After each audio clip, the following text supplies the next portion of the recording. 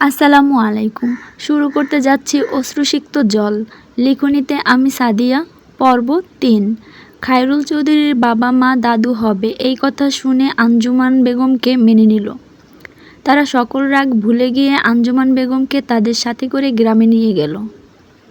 খায়রুল চৌধুরী কয়েকদিন পরে ব্যবসার কাজে বাহিরে চলে গেল। দেখতে দেখতে ৭টি মাস গত হয়ে গেল, কিন্তু খায়রুল চৌধুরীর কোনো খোঁজ খবর নাই। এইদিকে দিনের পর দিন আঞ্জুমান বেগম শুধু অপেক্ষাই করে চলছে। তার শরীরের অবস্থাটাও অতটা ভালো না। এরকম অবস্থায় একটু ভালো খাবার আর ভালো পরিবেশে থাকা দরকার। তার যত্ন নেওয়ার মতো কোনো লোক নাই। দিনে দিনে আঞ্জুমান বেগম দুর্বল হয়ে পড়ছে। ৯ মাসের শেষের দিকে খায়রুল চৌধুরী ফিরে আসলো। আঞ্জুমান বেগম খায়রুল চৌধুরীকে দেখে কান্নায় ভেঙে পড়ল। এতটা মাস কোথায় ছিলে আমাকে ছেড়ে? আমি একা একা কত কষ্টেই না ছিলাম। এই তো আমি চলে এসেছি, আর কোনো কষ্ট নাই তোমার। কয়েকদিন বাদে একটি কন্যা সন্তানের জন্ম হলো। খায়রুল চৌধুরী ও আঞ্জুমান বেগম দুজনেই অনেক খুশি। চাঁদনি রাতে মেয়ের জন্ম হয়েছে বলে খায়রুল চৌধুরী মেয়ের নাম রাখলো চাঁদনি। দেখতে দেখতে চাঁদনির বয়স ২ বছর হয়ে গেল। আর এরই মধ্যে খায়রুল চৌধুরী ব্যবসার অজুহাতে যখন তখন উধাও হয়ে যেত কয়েক মাসের জন্য। চাঁদনির মা আঞ্জুমান বেগম কয়েক মাসের জন্য বাপের বাড়িতে আসলো। সবার সাথে আনন্দে দিন কাটছিল। হঠাৎ একজন আত্মীয় একদিন বাড়িতে আসলো। চাঁদনির মাকে ইঙ্গিত করে বলল, আঞ্জুমান বেগম ভালোই তো আছো সতীনের সংসার নিয়ে? হঠাৎ এই কথা শুনে চাঁদনির মায়ের মাথার উপর মনে হয় যে আকাশ ভেঙে পড়ল। এসব কি বলছেন আপনি?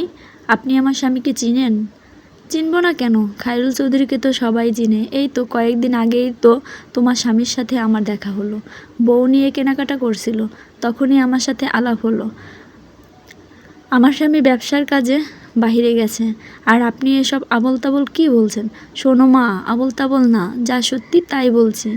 তোমার যদি বিশ্বাস না হয় তাহলে তুমি আমার সাথে আসতে পারো, বাড়িটা দেখিয়ে দেব তোমাকে। আঞ্জুমান বেগমের কিছুতেই বিশ্বাস হলো না।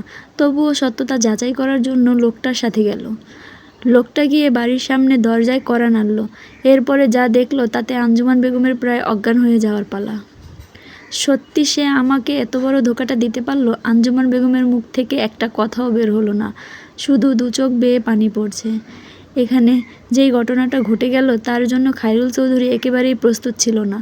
খায়রুল চৌধুরীর দ্বিতীয় পক্ষ বলে উঠল, আপনারা কাকে চান? ওনারা কারা? আপনি কি ওনাদেরকে চিনেন? খায়রুল চৌধুরী শুধু নিস্তব্ধ হয়ে দাঁড়িয়ে রইল। খায়রুল চৌধুরীর দ্বিতীয় বউয়ের বুঝতে বিন্দুমাত্র দেরি হলো না। খায়রুল চৌধুরী যে একই সাথে দুজনকে ধোঁকা দিচ্ছে প্রমাণ হয়ে গেল। আঞ্জুমান বেগম খুবই শান্ত গলায় বলে উঠল, এই আপনার ব্যবসা, এই আপনার বিদেশ ভ্রমণ। ৪ বছর যাবৎ আপনি আমাকে ধোঁকা দিয়ে যাচ্ছেন। কাঁপা কাঁপা গলায় আর কিছুই বলতে পারল না। এক দৌড়ে বাসা থেকে বের হয়ে গেল আঞ্জুমান বেগম।